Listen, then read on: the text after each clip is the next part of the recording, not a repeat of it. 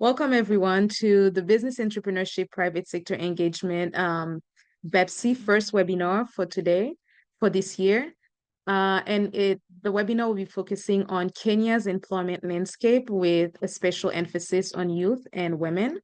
My name is Evodi Pierre, and I am a co-champion for the BEPSE community of practice. Before we start, I would like to share I will introduce my other co-champions. We have Lara Goldmark as the champion of the community of practice, and Jack Omondi, who is our another co-champion of the BEPSE community. This is our agenda for today. We will have an interactive presentation with our speakers that I will be introducing next. And time also for questions and discussions. So briefly, I will share this link on the group chat if you want to learn more about the COP, Business Entrepreneurship Private Sector Engagement, BEPSE.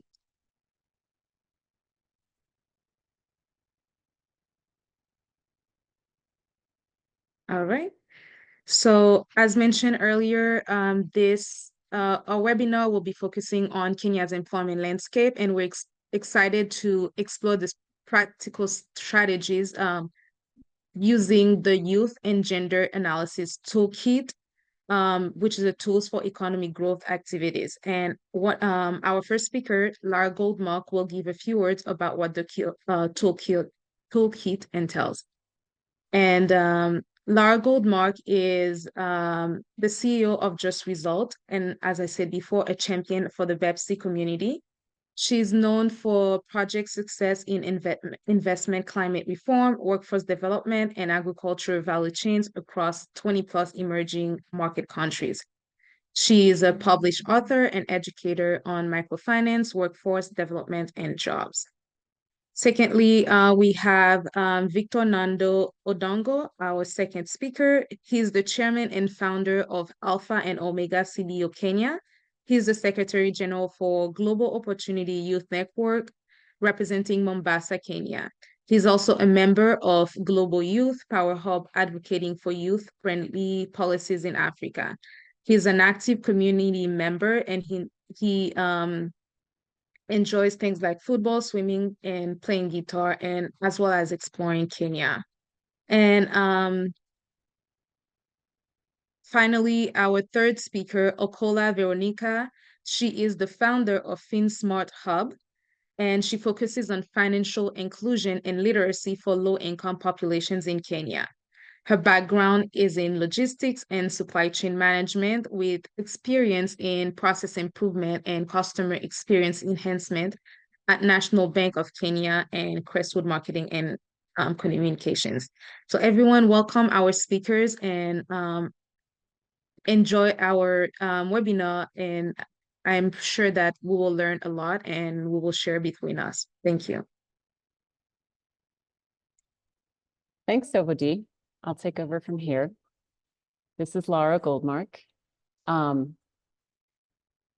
Victor and Veronica, thanks so much for being here.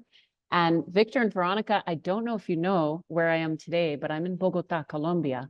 And actually, we have two members of the Youth Advisory Group from your network that are here, that are in our webinar today, Gabriela Angel and Andres Rodriguez. Bienvenidos. Thank you for being with us.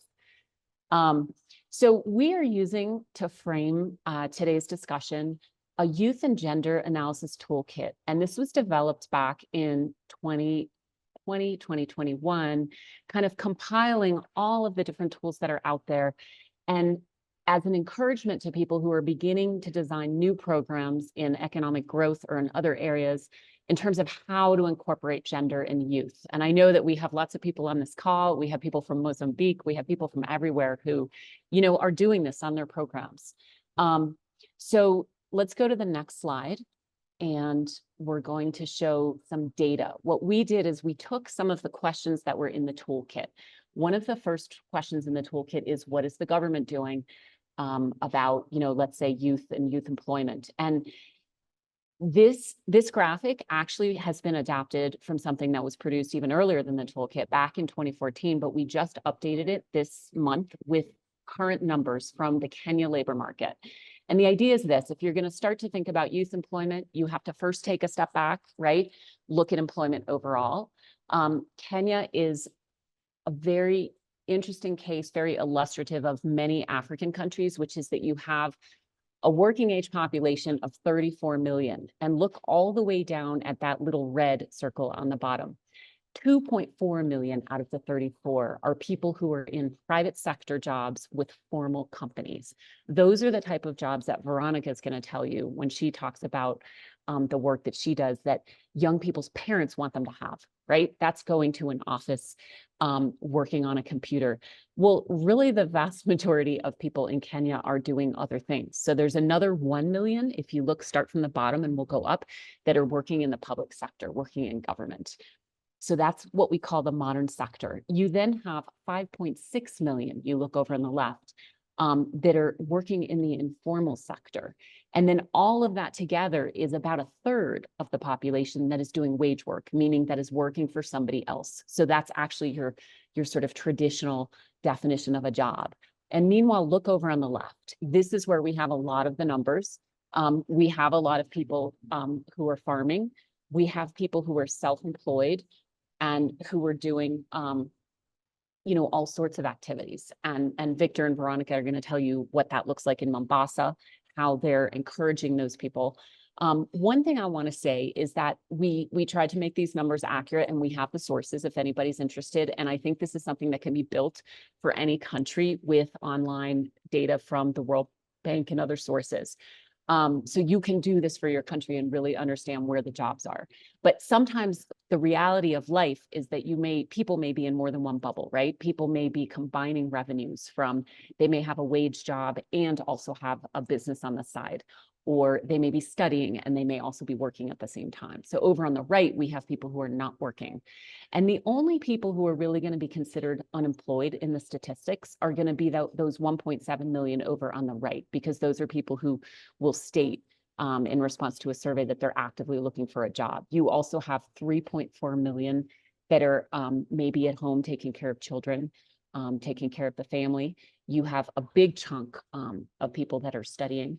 And you have some people that are inactive for whatever reason, maybe illness, that are not currently in, their working age, but they're not in the labor market, not looking for work. So this was kind of a really fun exercise to update, and it answers the question in the toolkit, which is, what is the government doing about youth employment or about employment in general? What I can tell you we found is that in Kenya, this structure of the labor market has not changed very much. So if you want to look at what your government's been doing, this is a great way to monitor it. If they say they're going to create jobs, we better see those blue and red bubbles grow, right? And this is something that you can track.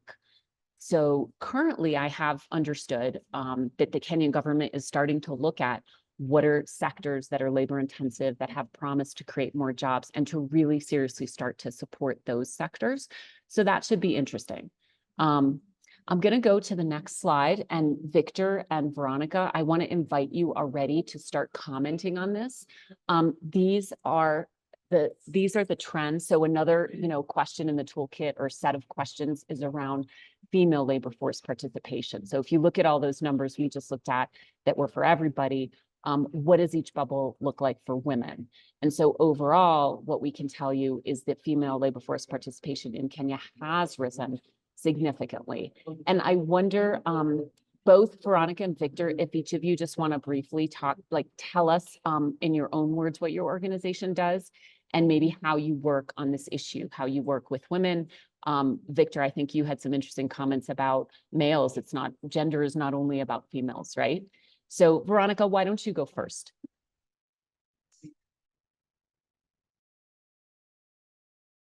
Okay, thank you, Lara. Hi, everyone. My name is Veronica Okola, founder of FinSmart Hub. So our mission as FinSmart Hub is to empower individuals to make informed financial decisions and adopt environmentally responsible practices. We believe that informed and sustainable financial choices are fundamental to building a secure future. We provide resources, training, and mentorship with financial literacy and entrepreneurship at the core of our work. We also advocate for incorporating sustainable practices in all aspects of business and life. Unemployment is a significant challenge in Kenya, with many young people struggling to secure meaningful employment opportunities. And by meaningful employment opportunities, I mean like after graduation as a youth, I'm looking for a white-collar job. So FinSmart is working to change the narrative. The government has implemented various practices and initiatives to address this issue of unemployment, especially if we look at programs such as the Ajira Digital, even NYS program, but that is not sufficient. FinSmart is changing the narrative of white-collar job by empowering youth to create their own employment opportunities by starting their own businesses. We are equipping the young people, young entrepreneurs to start their own businesses with the knowledge of financial management and how they can start their businesses and raise finances. FinSmart is empowering all the youths aged 25 to 60 to start their business and create their own employment opportunities. Thank you. Thank you so much, Veronica. Victor, do you want to just tell us about your organization and, or should I call you Fernando?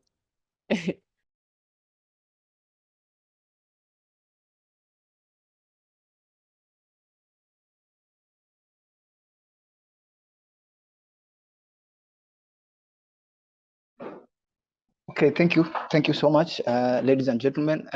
My name is Victor Odongo. I think I'm audible enough. You can hear me? Yes, loud and clear. Okay, thank you.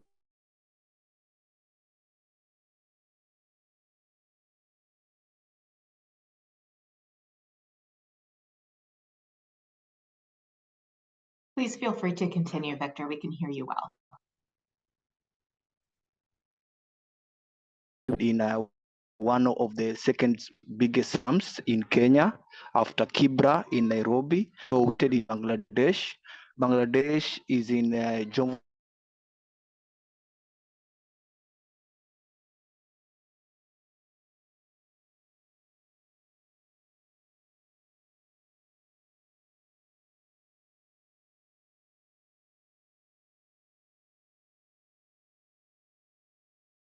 Victor, we can't hear you. Do you want to try one more time? And if not, we'll move on and then we'll come back to you.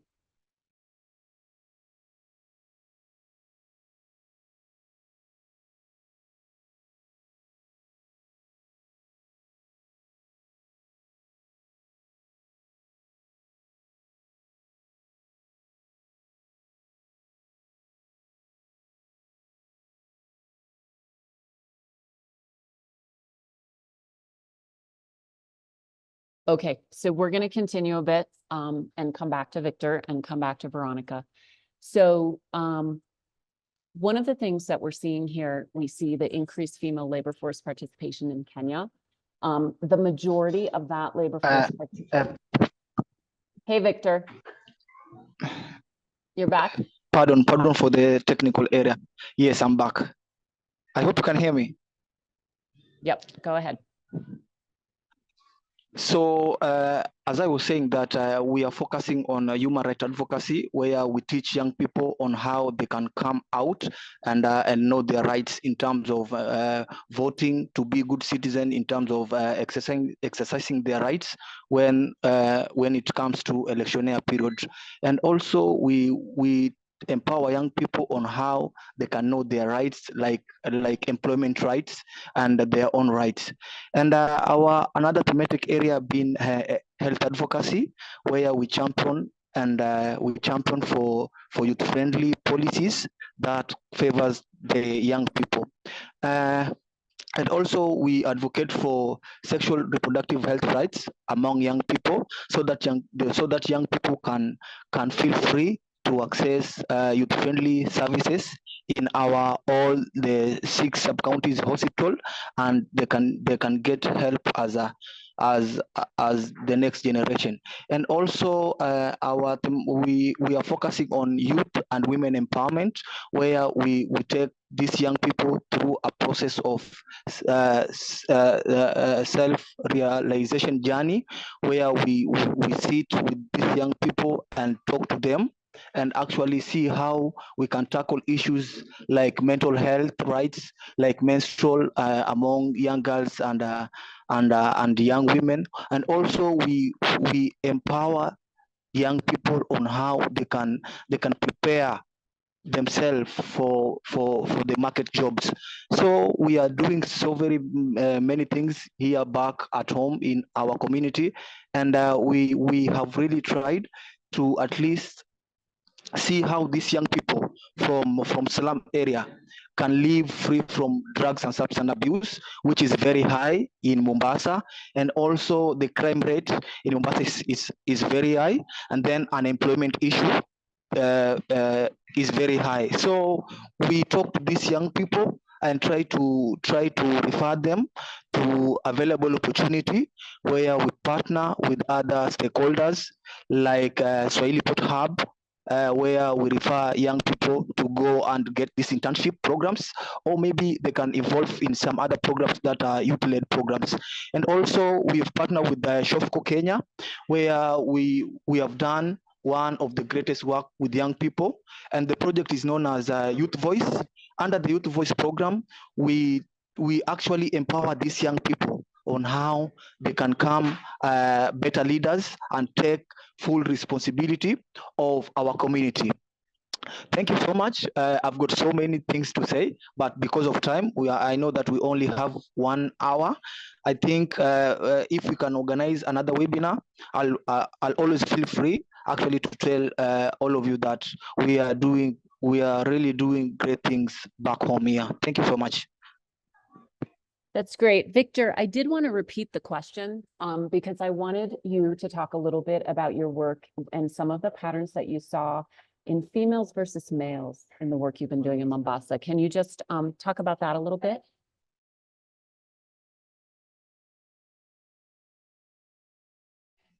Yeah, I can actually answer that. In terms of when we look in performance between the female and male, the things that we are getting back home here is that the male feel like the female are being given first priority, where we've got so many programs that focuses on girl child. We've got so many programs that empower the girl child, like we've got the menstrual hygiene program, where the programs only targets the young girls or the female counterpart. So back home here, the male or the boys have felt that actually they have been left out in terms of representation, and thus has bring a very big gap in terms of access to information when it comes to the male counterpart. And we are really trying, according to our database. I'll be sharing it with you. I'll be sharing it with Stephanie. At least we can go through the database. Even if you look at our database, you will find that there are so many female who take part in responding to some of our application. Because whenever there is an application, we always use that database to track our fellow young people. But when we access the database, we always found that there are so many female taking advantage of this opportunity than male, because the male have been portrayed and they have been left out to deal with issues of drugs and crime. And so they always use these notions, and it's high time we try to change the narrative and actually see how we can involve these male young people also. Thank you so much. Thank you so much, Victor. And this is you know, the point that you made that there are so many programs aiming at supporting women is very true. And actually, as we were looking at the data, we even found that Kenya had the most programs of anywhere in Africa aimed at supporting women. And that may be because a lot of people, Kenya is a very dynamic market and a lot of people pilot programs and models in Kenya. But this is interesting what you're finding, and we thought it was worth mentioning.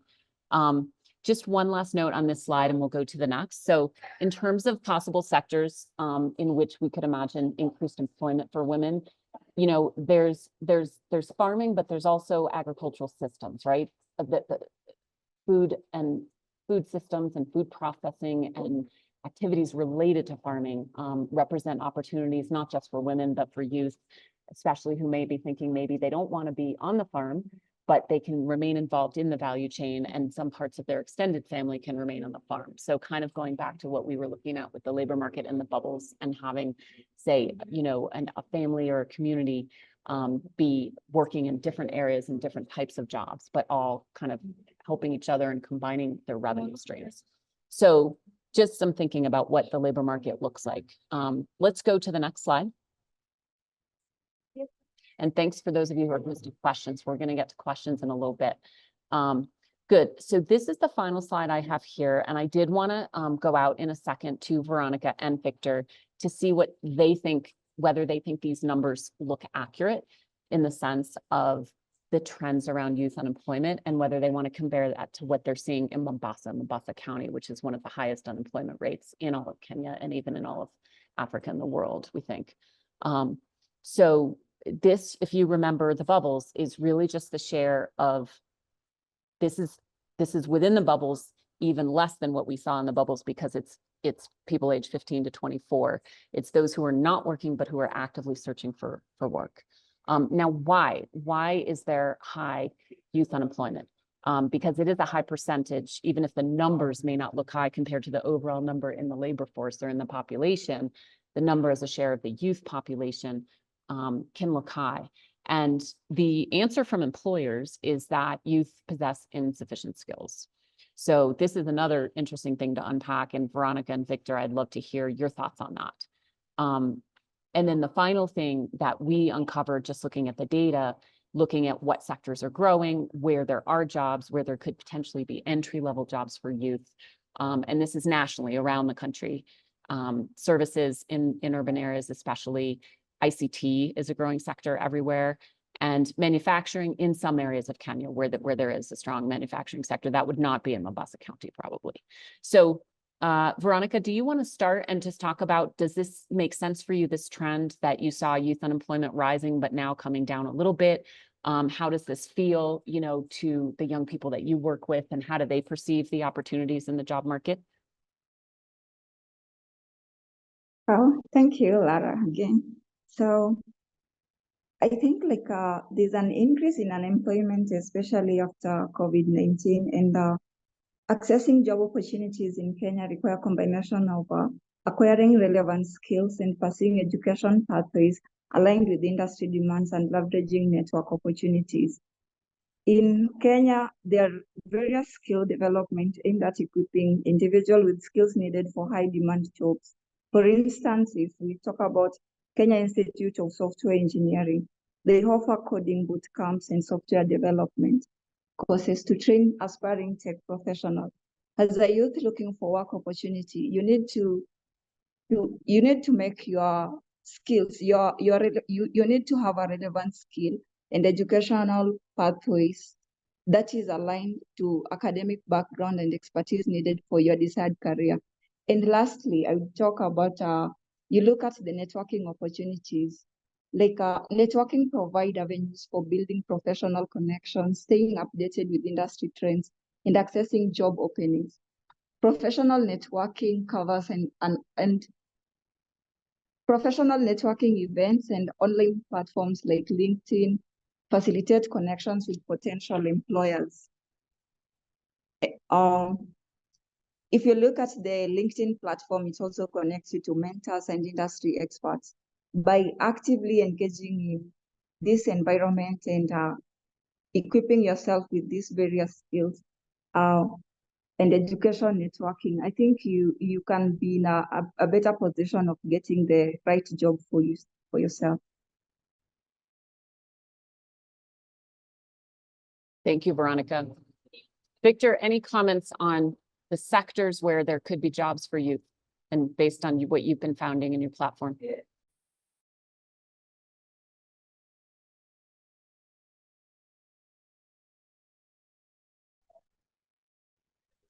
Yeah, there's comment. I think it's high time we actually try to involve young people.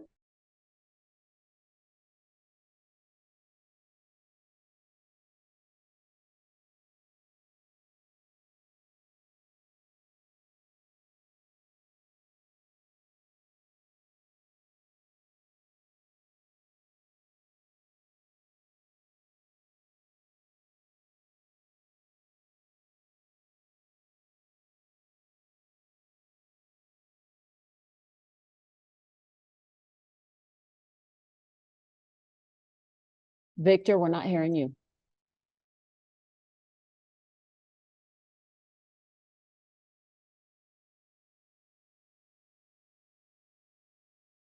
All right, let's come back to Victor when he gets his sound working. Let's go to the next slide.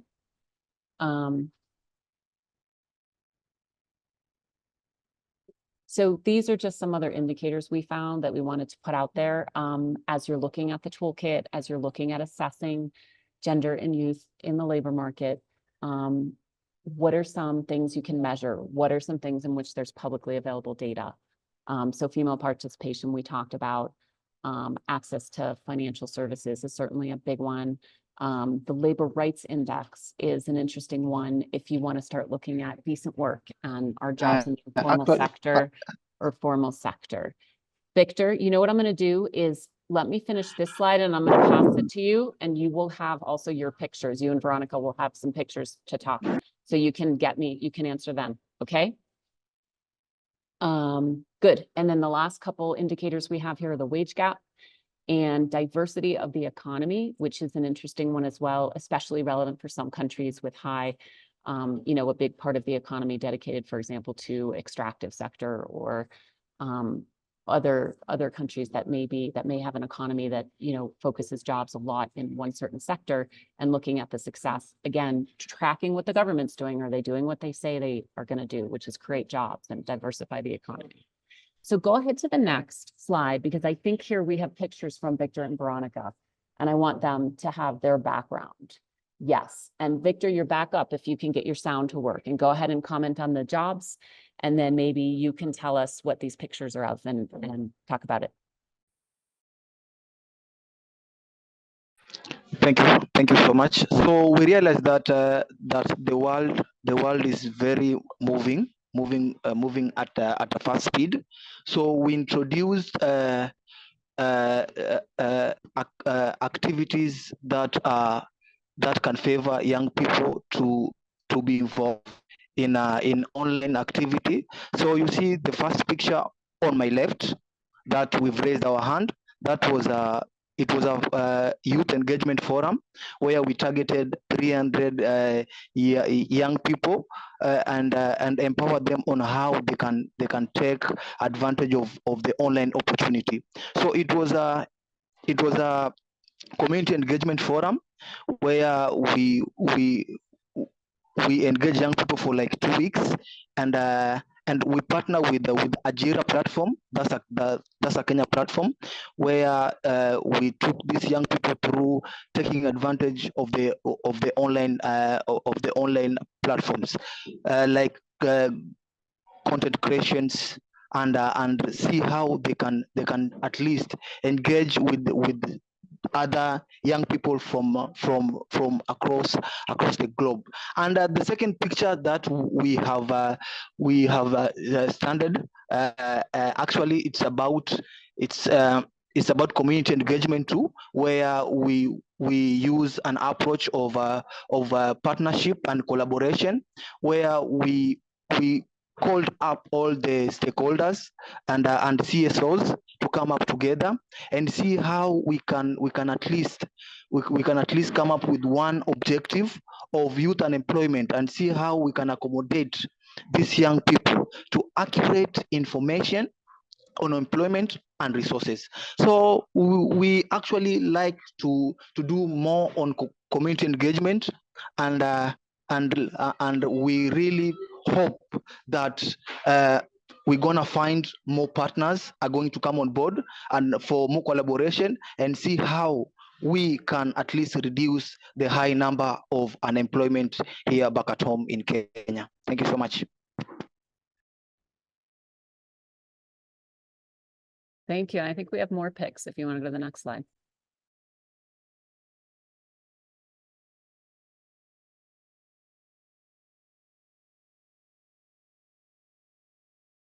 This is you, Veronica. You want to tell us about your work?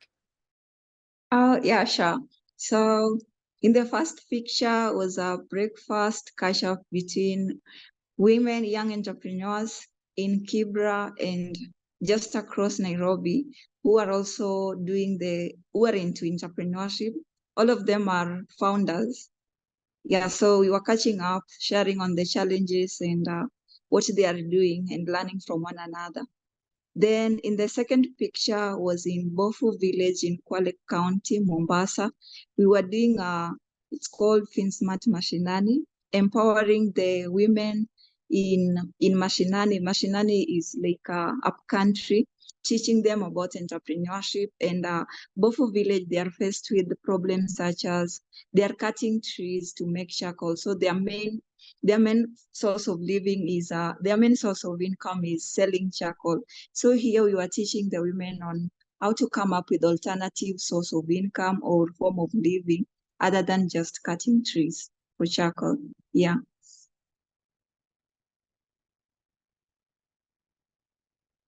Next slide.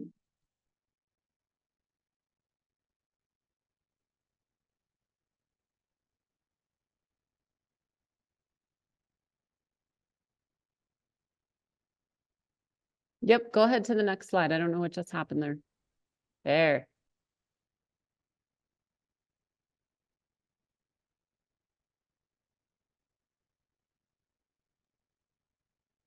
Hi, Veronica. This the last slide is the only slide that we had from you.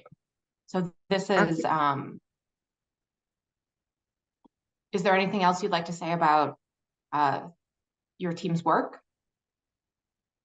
Oh, okay. So about my team's work, we're just doing empowerment and especially empowering women and youth in both local and in underdeserved areas in Nairobi and the locals.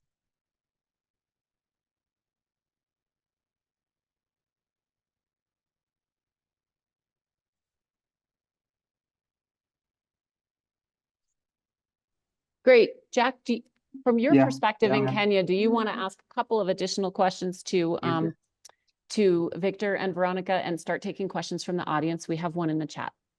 Yes. Thank you, Lara. That was a good session. I've learned a lot, especially from Veronica and Victor, and the work that they're doing to uplift not only the young people, but also especially the women of the country. But you see, I really like Vera's approach. Was looking at Vera's profile. She started as a waged worker, then currently she's into self-employment. So Vera, what really motivated you? And you've been to both sectors. You have been into the waged employment, gainful employment, that is with a bank, and currently you are a self-employed and also a founder. What were some of the challenges you faced while in the banking sector, that is the waged employment, but also some of the challenges now you're facing as a self-employed woman, so that these challenges or your experiences can really help a young person in Kenya who wants to navigate from or wants to move from the maybe waged employment to self-employment. Vera.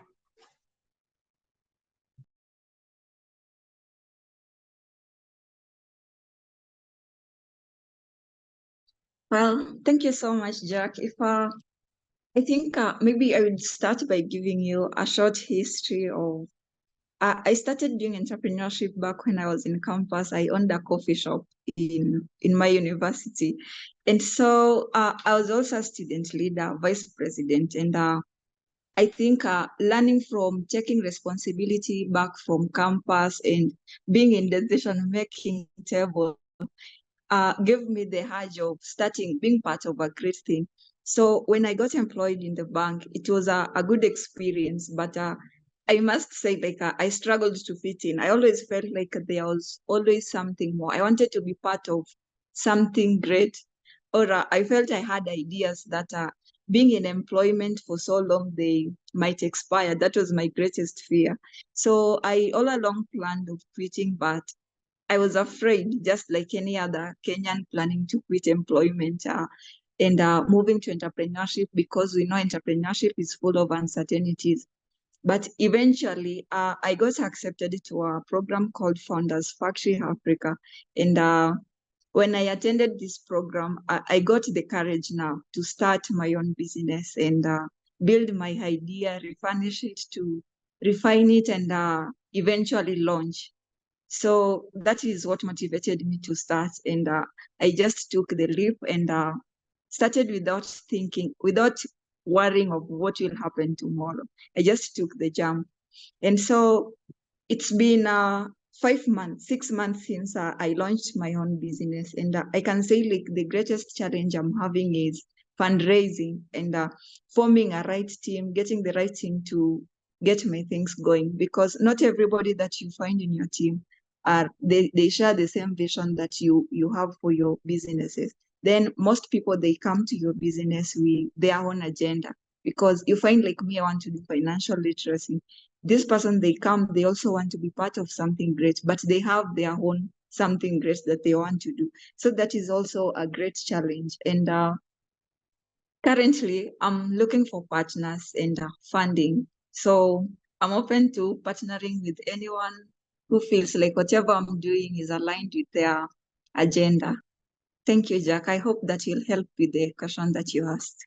Yeah, that really answers my question, because see, most young people in Nairobi and also in Kenya really want to go into the path of entrepreneurship, but they are afraid, of course, because of the very challenges that they see from other young entrepreneurs, but also from things that they read.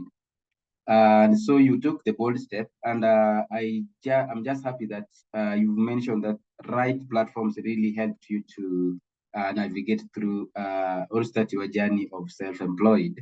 And some of these platforms, many young people don't subscribe to them. Like the boot camps you mentioned, are also in the networking sessions or exhibitions or conferences. So I'm really happy, and also you have aligned to the challenges that young people face. Not only you, but also many other founders or entrepreneurs in Kenya really face the issues of fundraising, but also getting the right skill and workforce, so that aligns with your vision. Thank you so much. Back to Nando. Nando, I really was really impressed by the pictures that you shared. One showing young people very happy, which was okay. You see, very happy young people, especially young people from the slums, and specifically the girl child. So my question, Nando, Victor, you worked with so many young people in the rural, slum areas, especially women. So what are some of the opportunities that are available for young women in the slums? You see a lot of challenges women face, young girls face in the slums, especially the ones you've mentioned in Mombasa, but also in Nairobi, the biggest slum in Kibra. A lot of challenges are faced by the young people vis-a-vis their male counterparts. So what are some of the opportunities available for that young person, a young lady from the slum, Nando?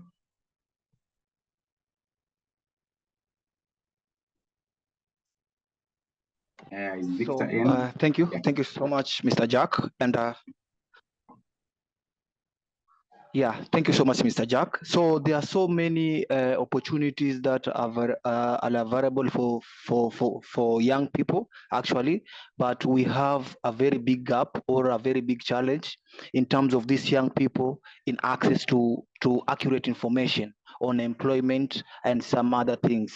And also, I talked about change of the narrative, where we saw that young people are being judged by their looks and how, so that makes them not to get the accurate opportunity for them. And also we also find that corruption is also a major cause of unemployment here back at home. So what we are currently doing is to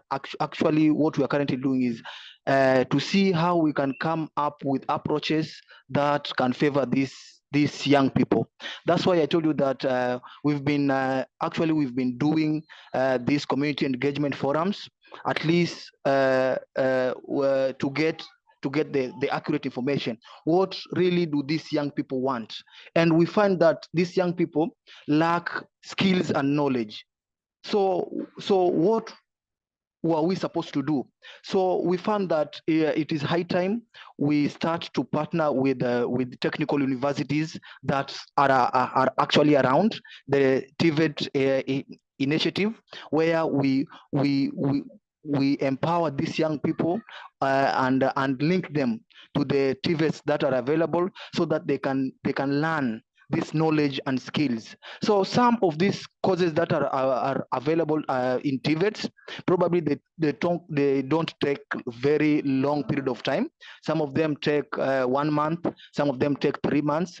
And believe me, you, Mr. Jack, this young person can be equipped and be self-empowered, and they can be good welders, they can be good plumbers. And what actually we are telling the young people here back at home, we are not focusing on the white collar jobs. We are so many. So it is high time we come up with innovations and ideas that are going to create or are going to put the food on the table. Like the way I told you that we've got a program that is known as a Girl Child Empowerment and Mentorship Program that focuses on the girl child only. But through this program, we actually use different approaches. We use referral approaches and try to link these people with other partners so that they can grow as leaders. And also we've really tried to empower these young people on how they can be self-employed. By self-employed, the government has been complaining that young people are not taking advantage of the resources or the opportunity that are available in the Ministry of Youth, like the WESO funds, the Youth Fund. These are money, or these are resources that are meant for the young people. But according to their data, you will find that there are so many low number of young people that apply for these resources. But also the challenges that we found that it's there, we found that young people are taking these funds, but they are not returning it back, making it very hard for us, or the young person who hasn't taken that fund to get a very difficult time, because they are always told that let those young people return the money first, and then the utapata, and then we will consider you. So we have been trying to communicate to these young people and telling them that whenever you take these funds, actually use them appropriately, and after using them, kindly return the money so that other young people can take this money. And also we find that through agribusiness, we found that there is a modern way of farming. So we are also telling the young people to take advantage of the agribusiness, so that they take advantage of Thank you, Victor. Thank you so much, Mr. Jack. Actually, you've really highlighted so many issues that are the opportunities that young people can access, especially in the slum areas. but also in the urban areas, and the platforms, especially for the young people in Kenya, like the Uwezo Fund that you have really articulated, that young people don't access these platforms. So thank you so much, Nando. I'm now welcoming questions from the audience. I can see one. If you have any question, please type it on the chat so that we can really answer it. There's a question here, and this one I'm going to direct to Lara. I know Lara is a Kenyan by heart, so she will be able to answer this so well, Lara. So there's a question from Isaac Mureidi, Lara. Are there any current market assessments that can inform us to what extent humanitarian response can be delivered locally? Let me repeat it. Are there any current market assessment that can inform us to what extent humanitarian response can be delivered locally? Lara? Thank you. I wanted actually to ask Isaac to tell us about the flooding and where it is. And I had some thoughts of where to go to find out that information. I don't have the answer for you, Isaac. Can you tell us more about the flooding?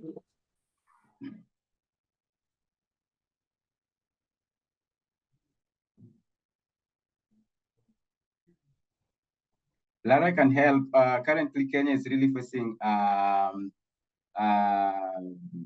flooding, not only in Nairobi, but also in the entire part of the country.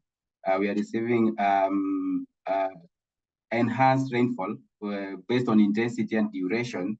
And a lot of lives have been lost, and a lot of properties have been also lost. So based on that information, what are some of the assessments that you can actually propose? Okay, so here's what I would do.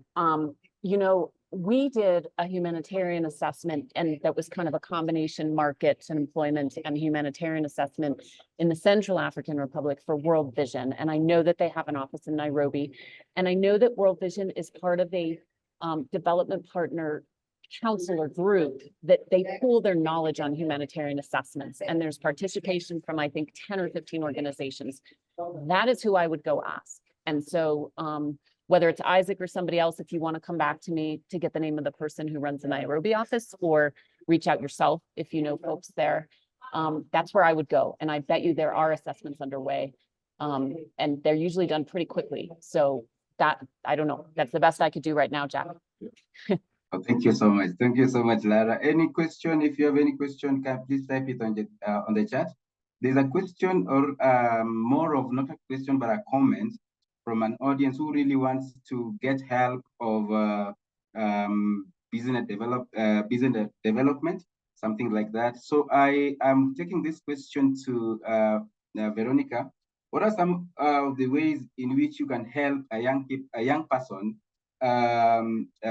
start or move from the ideation process to an actual implementation process, which includes business development? In 1 minute or 1.5 minutes, Vera. Well, okay, the question is quite broad. It cannot actually take 1 minute. When you're building business idea, and now when you register with FinSmart Hub, we will help you put your business idea together and help you refine it from the scratch, from the thought. You know, like business starts from what you think, what you have in your mind. So FinSmart can help you turn your business idea, the thought you have in your mind, into reality until implementation. That is majorly what we do. So when you're building your business idea, it's important that you understand what you want to do a market research, and ensure that whatever you're planning to do, is it a need that is needed in the market, or you're just doing it thinking that it will work out? So you need to do your thorough marketing research, and then from there you need to come up with a business model canvas, and so many other processes. You can reach me out at finsmarthub@gmail.com, so that I can help you more on building a business model to pitch deck. Thank you so much. Thank you so much for that clarification and input, Vera. There's a question now from Swale. I think this Swale is from Mombasa. And Swale is asking a question, and this can be directed to Victor. In 1 minute, Victor, what are some of the efforts that can be done to put back the boy child to the table? Of course, you have highlighted that gender discussion is not only about the female, but also the male. So what are some of the strategies that can be used to put the male or the boy child back to the table? Victor.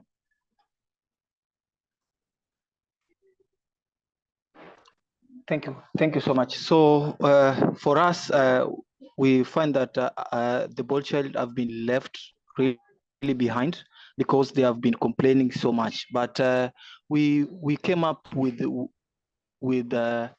approaches that can help these young males who want to venture into business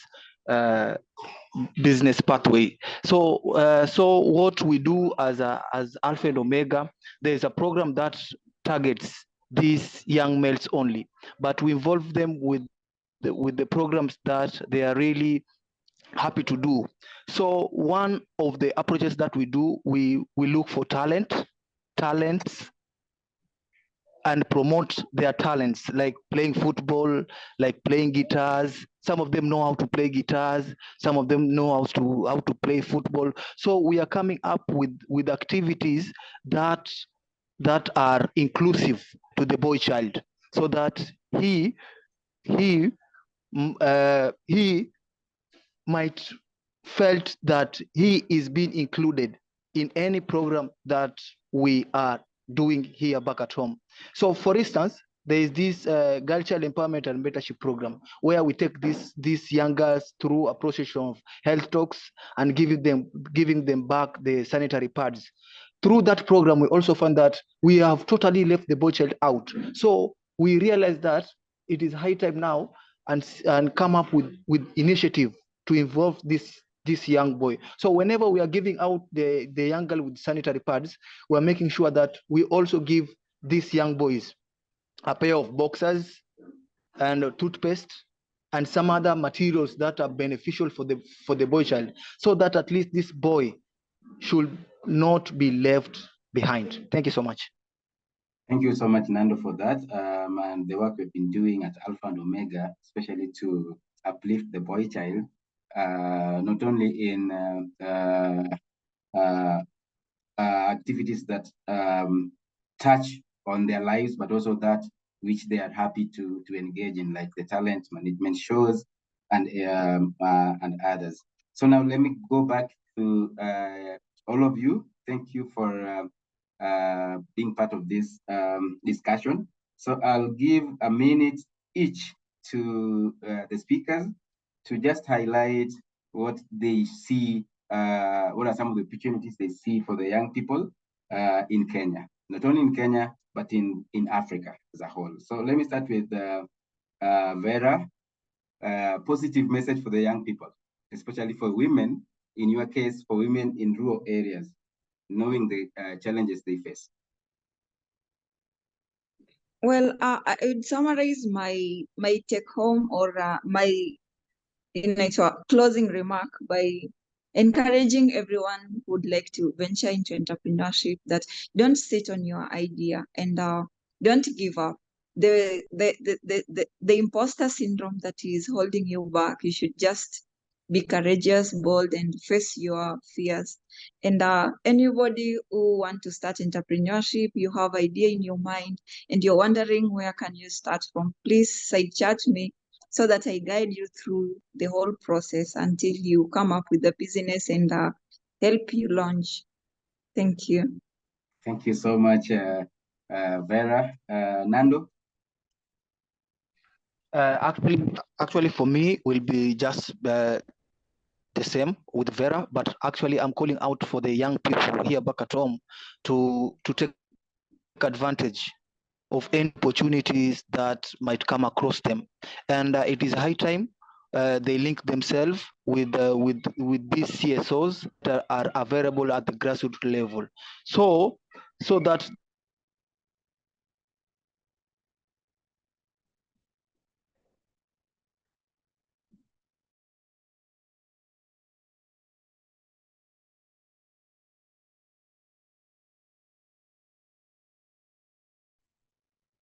it seems like we lost Victor. And so thank you for that, for those remarks, Vera and Victor and Lara, who was just dropped off. We really appreciate your participation, and we have really learned a lot, and I hope our audience has really learned a lot. So this webinar will be recorded, is recorded, and will be shared in our platform so that you could get more of what was discussed. And if you have any question to our speakers, they will leave their contacts, but also you can get them through our platform, the Business, Entrepreneurship, and Private Sector Engagement platform, where you can easily connect with everyone that was in this webinar. And so next to our activity, there's another activity that we have planned for you, which will take place on 9th, this Thursday, and it is shown on the slide. So we thank you so much once again, and we hope to see you in the platform. Thank you so much. Bye-bye.